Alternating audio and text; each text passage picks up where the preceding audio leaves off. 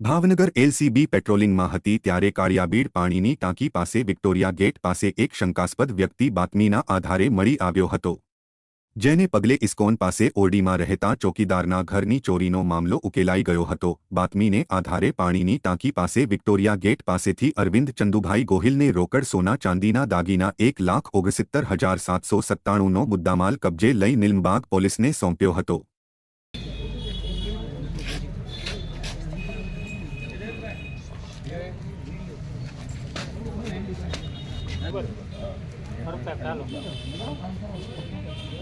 મયુર આવે છે।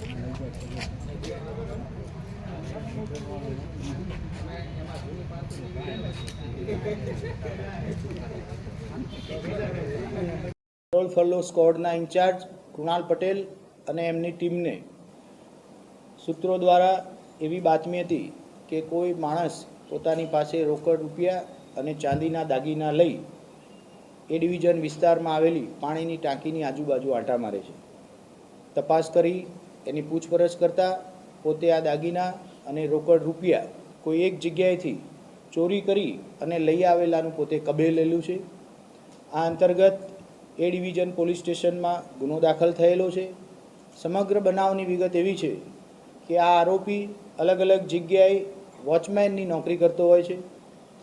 એ દરમિયાન એના જ સંપર્કમાં આવેલા અન્ય એક નાગરિક કે જે ઇસ્કોન સિટીમાં પોતે પગીપણું કરી રહ્યા છે, એમની જોડે મિત્રતા તે કેળવી એના ઘરમાં ઘરફોડ ચોરી કરી અને આ મુદ્દામાલ લઈ આવેલાનું કબૂલેલું છે।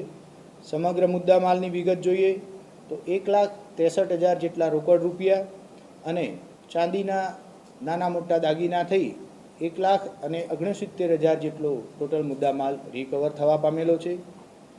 આ રોકડ રૂપિયા આટલા બધા કેવી રીતે જ્યાં આરોપીએ ચોરી કરી છે તે આવે એ દિશામાં પણ તપાસ હાથ ધરવામાં આવેલી, તો જેનો ઘરમાં ઘરફોડ ચોરી થઈ છે એની દીકરીના કોઈ પ્રસંગ માટે થઈ અને આ રોકડા રૂપિયા પોતે લાવેલાનું હકીકત સામે આવી છે।